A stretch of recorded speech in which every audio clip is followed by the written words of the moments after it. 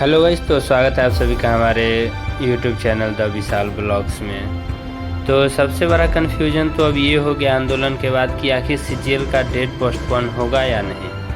आखिर अगर पोस्टपोन होगा तो कितना दिन के लिए होगा। कुछ टीचर का कहना है कि पोस्टपोन होगा, कुछ टीचर का कहना है क्योंकि सभी टीचर ने डीओपीटी मिनिस्टर से जाके बात भी किया, लेकिन फिर भी अलग अलग टीचरों का अलग अलग बयान है। तो चलिए सुनते हैं सबसे पहले गगन प्रताप सर का, उसके बाद अविनाश सर, राकेश सर का कि आखिर इन्होंने पोस्टपोन के लिए क्या कहा। चलिए सुनते हैं। एसएससी सीजीएल का एग्जाम पोस्टपोन नहीं होगा। डीओपीटी मिनिस्टर और एसएससी चेयरमैन ने कहा है कि हमने सीजीएल का एग्जाम करवाने की पूरी तैयारी कर ली है और आपको केवल इस बात से मतलब होना चाहिए कि एग्जाम सही से कंडक्ट हो।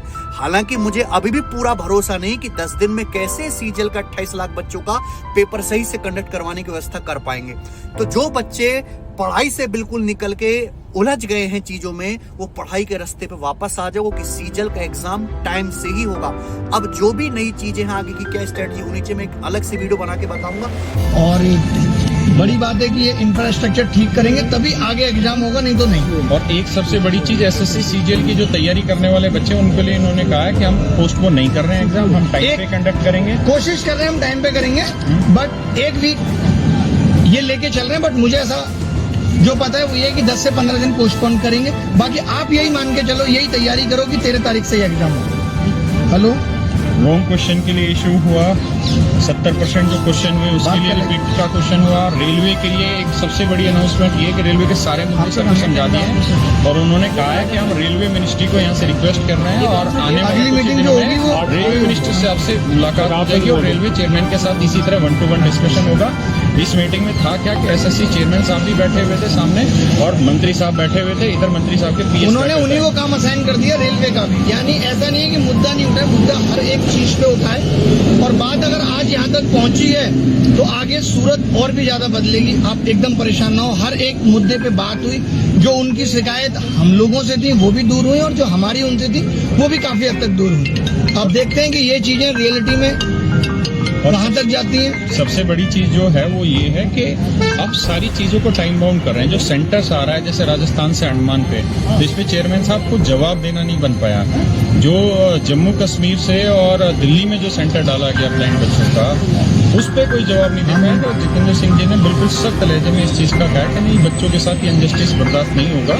बच्चों को टाइमली ये सारी चीजें होनी चाहिए और नजदीक में ही उनको सेंटर दिया जाए। जो उनकी सेंटर्स वाली जो बात थी वो इन्होंने साफ कह दिया कि सेंटर्स हम अब नजदीक देंगे। जो 3 प्रेफरेंस है उन्हीं में से देंगे। और एग्जाम में जो दिक्कतें सर्वर की है, ये सब इशू आ रहे हैं, ये सब इशू अब नहीं आएंगे। इस सब चीजों पे मुझे लगता है अप्रोक्स 2 घंटे के आसपास, 1.5-2 घंटे के आसपास इन सब चीजों पे बात हुई, एक एक करके। तुम भी कर लो, स्टार्ट करो तुम। नहीं लाइव, अरे ये मेरा इंस्टाग्राम में तो चलता रहेगा लाइव।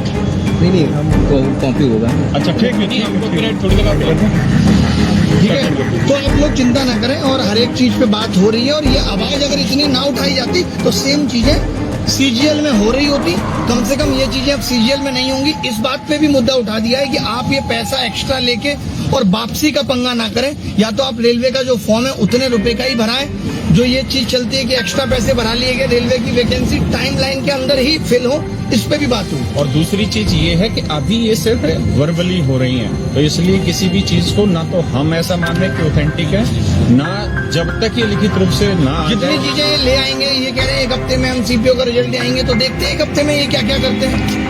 और इसका सारा जो क्रेडिट जाता है वो अविनाश सर को जाता है, क्योंकि इन्होंने जिस तरीके से उसको सीपीओ वाली आवाज को उठाया, बहुत एफर्ट हम सब ने ही लगाया है। और डीओपीटी मिनिस्टर तक पहुंचना टीचर्स के लिए वो एक बहुत बड़ी बात है। आसान नहीं थी हमारे लिए भी रहा है कि हमारी कोई डायरेक्ट उनकी कोई जवाबदेही हमारे लिए डायरेक्ट नहीं है, लेकिन फिर भी हमारा आप सबकी आवाज, सारे टीचर्स का आना, इतना प्रेशर बन जाना कि जवाब मिले।